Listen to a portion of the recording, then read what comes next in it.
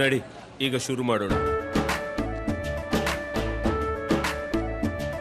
ಕೇಸರಿಯಿಂದ ಮನೋಲ್ಲಾಸ ಮನಸ್ಸು ಮತ್ತೇರಿ ಕುಣಿದಾಡಿದೆ ನೋಡು, ಮನಸ್ಸು ಮತ್ತೇರಿ ಕುಣಿದಾಡಿದೆ ನೋಡು. ಕ್ಷಣ ಕ್ಷಣವೂ ಆಚರಿಸಿ ಕೇಸರಿ ಹಬ್ಬ. ವಿಮಲ್ ಬಾಯಲ್ಲಿ ಹೇಳಿ ಕೇಸರಿ. ಇತ್ತ ಹುಬ್ಬಳ್ಳಿಯಲ್ಲಿ ಸಿಐಡಿ ತಂಡ ನೇಹಾ ಮನೆಗೆ ಆಗಮಿಸಿದೆ. ನೇಹಾ ತಂದೆ ತಾಯಿಗಳ ಜೊತೆ ಮಾತುಕತೆ ಆಡಿದ್ದಾರೆ. ಆರೋಪಿಯ ಬಗ್ಗೆ ಇನ್ನಷ್ಟು ಮಾಹಿತಿಯನ್ನ ಕಲೆ ಹಾಕ್ತಾ ಇದ್ದಾರೆ. ರಾಜ್ಯ ಸಿಐಡಿ ತಂಡ ನೇಹಾ ಮನೆಗೆ ಆಗಮಿಸಿರ್ತಕ್ಕಂಥದ್ದು. ಒಂದು ಕಡೆ ಗಣ್ಯ ನಾಯಕರ ಅನೇಕರು ನೇಹಾ ಮನೆಗೆ ಬರ್ತಾ ಇದ್ದಾರೆ. ಇವತ್ತು ಸಾಯಂಕಾಲ ಅಮಿತ್ ಶಾ ಕೂಡ ಬರ್ತಾರೆ.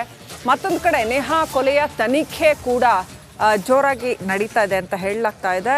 ನೇಹಾ ಕೊಲೆಯ ಆರೋಪಿಯ ಬಗ್ಗೆ ಇನ್ನಷ್ಟು ಮಾಹಿತಿಯನ್ನು ಪಡ್ಕೊಳ್ಳೋದಕ್ಕೆ ಸಿಐಡಿ ತಂಡ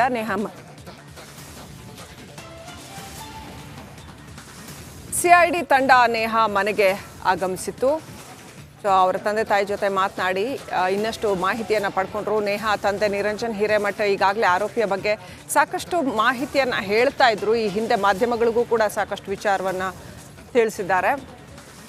ಅಪ್ಡೇಟ್ ಪಡ್ಕೊಳ್ಳೋಣ. ನಮ್ಮ ಪ್ರತಿನಿಧಿ ನಾಗೇಂದ್ರ ಬಾಬು ಕನೆಕ್ಟ್ ಆಗಿದ್ದಾರೆ, ನನ್ನ ಸಹೋದ್ಯೋಗಿ. ನಾಗೇಂದ್ರ ಬಾಬು, ಸಿಐಡಿ ತಂಡ ಬಂದಿದೆ ಅಂತ ಯಾವ ಥರ ವಿಚಾರಣೆ ಮಾಡ್ತಾ ಇದ್ದಾರೆ? ಅಲ್ಲಿ ನಿಮಗೆ ಸ್ಥಳದಲ್ಲಿ ಏನು ಅಪ್ಡೇಟ್ ಲಭ್ಯ ಆಗ್ತಾ ಇದೆ? ಶ್ರೀಲಕ್ಷ್ಮಿ, ನೋಡಿ, ನಿನ್ನೆ ಅಷ್ಟೇ ಫಯಾಜ್ದನ್ನ ಸಿಐಡಿ ಅಧಿಕಾರಿಗಳು ವಿಚಾರಣೆಯನ್ನು ಮುಗಿಸಿ ಕಸ್ಟಡಿ ಅಂತ್ಯ ಆದಂಥ ಹಿನ್ನೆಲೆಯಲ್ಲಿ ಆತನನ್ನು ನ್ಯಾಯಾಂಗ ಬಂಧನಕ್ಕೆ ಒಪ್ಪಿಸಲಾಗಿತ್ತು. ಅದರ ಮುಂದುವರೆದ ತನಿಖೆಯ ಭಾಗವಾಗಿ ಇವತ್ತು ಬೆಂಗಳೂರಿನಿಂದ ಡಿವೈಎಸ್ಪಿ ನೇತೃತ್ವದ ತಂಡ, ನೋಡಿ ಈಗ ಆ ಒಂದು ಡಿವೈಎಸ್ಪಿ ಸಿಐಡಿಯ ವೆಹಿಕಲನ್ನು ಕೂಡ ನಾವಿಲ್ಲಿ ಗಮನಿಸ್ಬೋದು. ಡಿವೈಎಸ್ಪಿ ತಂಡ ಈಗ ಅವರ ನಿವಾಸಕ್ಕೆ ಆಗಮಿಸಿ ಅವರ ತಂದೆಯವರನ್ನು ಭೇಟಿ ಮಾಡಿ ಕಳೆದ 45 ನಿಮಿಷದಿಂದ ಅವರ ಬಳಿ ಮನೆಯ ಒಳಭಾಗದಲ್ಲಿ ಅವರಿಂದ ಒಂದು ಹೇಳಿಕೆಯನ್ನು ದಾಖಲು ಮಾಡಿಕೊಳ್ತಿದ್ದಾರೆ ಎನ್ನುವ ಮಾಹಿತಿ ಈಗ ರಿಪಬ್ಲಿಕ್ ಕನ್ನಡಕ್ಕೆ ಲಭ್ಯವಾಗಿದೆ. ಅಂದರೆ ನೋಡಿ, ಕಳೆದ 6 ದಿನಗಳಿಂದ ಫಯಾಜ್ನನ್ನು ತಮ್ಮ ಕಸ್ಟಡಿಯಲ್ಲಿ ಇರಿಸಿಕೊಂಡು ವಿಚಾರಣೆಗೊಳಪಡಿಸಿದಂತಹ ಸಿಐಡಿ ತನಿಖಾ ತಂಡ ಹಲವು ಮಾಹಿತಿಗಳನ್ನು ಆತನಿಂದ ಕಲೆ ಹಾಕಿಕೊಳ್ಳಲಾಗಿದೆ.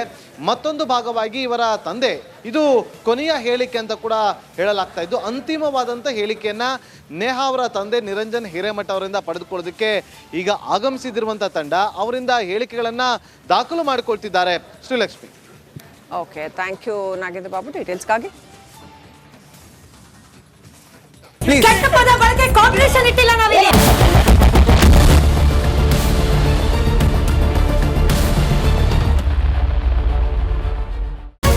ರಿಪಬ್ಲಿಕ್ ವರ್ಡ್ ಆಪ್ ಇದು ಕೇವಲ ಅಪ್ಲಿಕೇಶನ್ ಅಲ್ಲ, ಸಮಗ್ರ ಸುದ್ದಿಗಳ ಸಂಪರ್ಕ ಮಾರ್ಗಕ್ಕೆ ಕ್ರಾಂತಿಕಾರಿ ಬದಲಾವಣೆ. ರಿಪಬ್ಲಿಕ್ ವರ್ಡ್ ಆಪ್ ಕೇವಲ ಸುದ್ದಿ ಅಪ್ಲಿಕೇಶನ್ ಪರಿಚಯಿಸ್ತಾ ಇಲ್ಲ, ಬದಲಾಗಿ ಡಿಜಿಟಲ್ ಸುದ್ದಿ ಬಳಕೆಯ ಹೊಸ ಯುಗಕ್ಕೆ ನಾಂದಿ ಹಾಡ್ತಾ ಇದೆ. ಇದೊಂದು ಬ್ರೇಕಿಂಗ್ ನ್ಯೂಸ್, ಪ್ರಭಾವಶಾಲಿ ಕಾರ್ಯಕ್ರಮಗಳಿಗೆ ಗಟ್ಟಿಯಾದ ನ್ಯೂಸ್. ಇಲ್ಲಿ ಕೇವಲ ತಾಜಾ ಸುದ್ದಿ, ಅದರ ನೇರ ಪ್ರಸಾರ ಮತ್ತು ಚರ್ಚೆಗಳಿಗೆ ಮಾತ್ರ ಅವಕಾಶ. ರಿಪಬ್ಲಿಕ್ ವರ್ಲ್ಡ್ ಆಪ್ ಡೌನ್ಲೋಡ್ ಮಾಡಿಕೊಳ್ಳಿ. ಗೂಗಲ್ ಪ್ಲೇಸ್ಟೋರ್ ಮತ್ತು ಆಪಲ್ ಆಪ್ ಸ್ಟೋರ್ನಲ್ಲಿ ಲಭ್ಯವಿದೆ.